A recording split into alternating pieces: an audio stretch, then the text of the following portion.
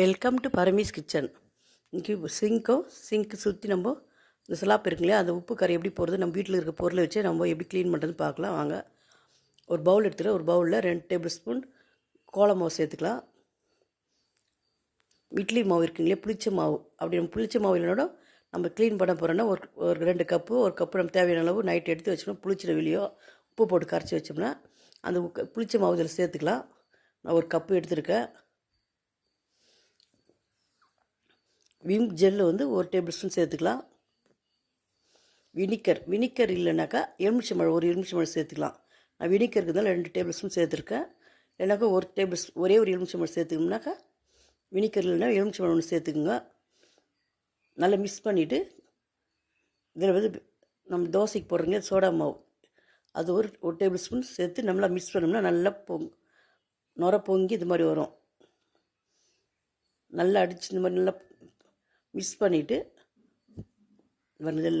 எல்லாம் மிக்ஸ் பண்ணோம்னா இது மாதிரி நல்லா மாவு நல்லா பொங்கி வரும். இது வந்து நம்ம எங்கெங்கே உப்பு கரை இருக்கோ சிங்க்கு சுற்றி இந்த மேடை இருக்குது இல்லையா, அந்த மேடெல்லாம் அந்த மாதிரிலாம் இந்த உப்பு கரை வெள்ளையாக இருக்கு இல்லையா, இதெல்லாம் அப்ளை பண்ணலாம். சிங்க்லேயும் உள்ளே சுற்றி அப்ளை பண்ணலாம். ஃபுல்லாக அப்ளை பண்ணிவிட்டு 5 நிமிஷம் அந்த கோலமாவு போகிறதால அந்த நரநரப்பு இருக்கிறதால ஜலிச்சிடணும். ரொம்ப பெரிய பெரிய கல்லாக இருந்தால் போடக்கூடாது. ஜலிச்சிட்டு சேர்த்தோம்னா அந்த நரநரப்பு இருந்துச்சுன்னா தேய்ச்சோட நான் பளிச்சுன்னு விட்றோம். இந்த மாதிரி ஃபுல்லாக அப்ளை பண்ணிக்கலாங்க. இந்த மாதிரி எங்கெங்கே உப்பு கரை இருக்கும் ஸ்லாப் ஃபுல்லாக இருக்கும். இந்த சைடில் அந்த சைடில் குழாவாண்ட டேப் இருக்குதுங்க, டேப் சைடெல்லாம் நம்ம இது மாதிரி அப்ளை பண்ணிக்கலாம்.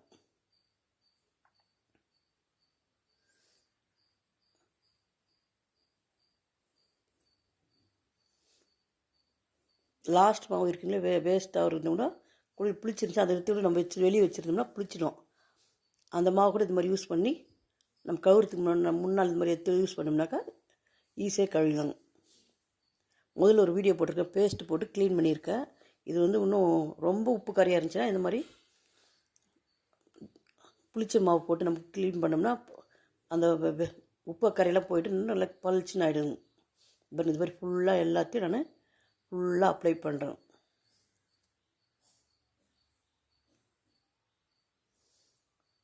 இது நம்ம இப்போ பாத்ரூம் பக்கெட்டு, சிங்க்குக்கு, வாஷ் பேஷனு இது மாதிரி எல்லாம் உப்பு கரைஞ்சின்னா அதுங்களாம் நம்ம யூஸ் பண்ணோம்னா எல்லாம் பளிச்சுன்னு போயிடணும். பாத்ரூம் பக்கெட்டிங்கெலாம் இது மாதிரி நம்ம போட்டு 5 நிமிஷம் ஊற வச்சோம்னா போதுங்க. இது மாதிரி ஃபுல்லாக இது மாதிரி அப்ளை பண்ணிட்டு ஒரு 5 நிமிஷம் ஊற வச்சுன்னா போதும். ஒரு 5 நிமிஷம் விட்டுலாம்.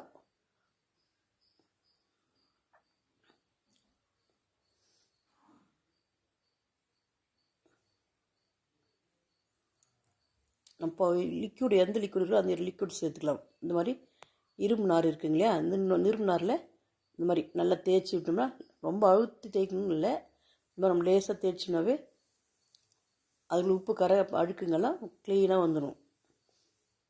டேப் சைடெல்லாம் இந்த மாதிரி டேப் சைடு இந்த சைடு 4 பக்கமும் சுற்றி இது மாதிரி நல்லா தேய்ச்சி எடுத்துக்கலாங்க. மேலே இது மாதிரி சைடில் டெயில்ஸ் இருக்குங்களா, டெயில்ஸு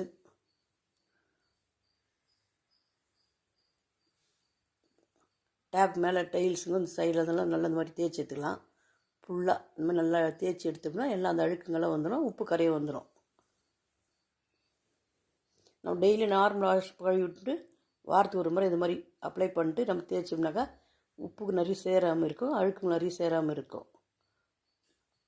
நம்ம வேஸ்ட்டாக ஒரு மாவு கூட லாஸ்ட் மாவு கூட இது மாதிரி எடுத்து வச்சுட்டு யூஸ் பண்ணிக்கலாம்.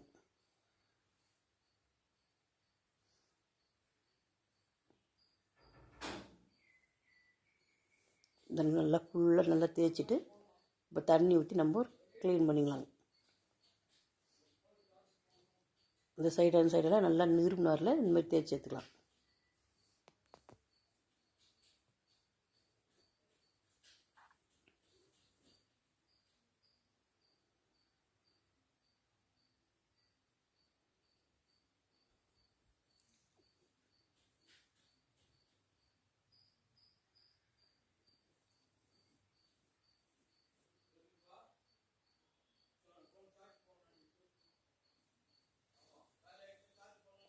இப்போ நல்லா தேய்ச்சாச்சு எல்லாத்தையும். இப்போ தண்ணி ஊற்றி நம்மளை தேய்ச்சி கழுவி எடுத்துக்கணும். ஒரு 5 நிமிஷம் ஊறினா போதும், ரொம்ப நேரம் கூட ஊற தேவையில்லை. நம்ம ஒரு 5 நிமிஷம் இந்த மாதிரி இதெல்லாம் ஃபுல்லாக அப்ளை பண்ண ஊறிச்சுன்னா அந்த புளிச்சிக்கிறதுக்கு இந்த அழுக்கெல்லாம் நல்லா வந்துடும், கரையும் போயிடும், அந்த உப்பு கரையெல்லாம் போயிடுங்க. பாருங்கள், ஒரு முறை நம்ம கையில் தேய்ச்சி சொல்லி இவ்வளோ பளிச்சுன்னு வருது பாருங்க.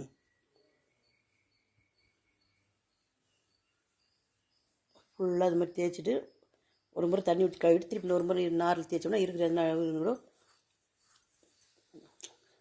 சைட்லலாம் கொஞ்சம் எதுனா இருந்துச்சுன்னா இன்னொரு முறை தேய்ச்சி கழுவிட்டோம்னா எல்லாம் உப்பு கரெல்லாம் போயிட்டு பளிச்சுன்னு நல்லா வெள்ளையாயிடும். நீங்களும் ட்ரை பண்ணி பாருங்கள். நான் முதல்ல போட்டுறது வந்து பேஸ்ட் போட்டு செய்திருக்கு, க்ளீன் பண்ணியிருக்கேன். இது வந்து ரொம்ப உப்பு காரம் இருந்துச்சு. இந்த மாதிரி இட்லி மாவு புளிச்சி மாவு வச்சு நம்ம வீட்டில் இருக்கிற பொருளே வினிகர், நான் வினிகருக்கு யூஸ் பண்ணிக்கிறேன். வினிகர்லாம் எலுமிச்சை பழம் போட்டு நீங்கள் யூஸ் பண்ணிங்கன்னா ஒரு எலுமிச்சம் நம்ம எவ்வளோ உப்பு கரை அதுக்கு ஏற்ற மாதிரி ஒரு எலுமிச்சமோ 2 எலுமிச்சமோ சேர்த்து நீங்கள் இந்த மாதிரி க்ளீன் பண்ணி நல்லா க்ளீனாகிடும். இது மாதிரி நல்லா கழுவியாச்சு, நல்லா க்ளீன் பண்ணிவிட்டேன். இப்போ வந்து நல்லா தொடச்சிட்டு காஞ்சி துணி போட்டு நல்லா தொடச்சி எடுத்துடுங்க. தென் முதல்ல இருந்து உப்பு கரைக்கும் இப்போ எப்படி இருக்குது க்ளீனாக. ரொம்ப அழுத்தம் தேய்க்கிறதுக்கு தேவையில்லை. நம்ம இவ்வளோ பளிச்சுன்னு இவ்வளோ வெள்ளையாகிடுச்சு பாருங்கள். அந்த உப்பு கரெல்லாம் போயிட்டு இந்த சைட்லலாம் இழுத்துருவாங்க.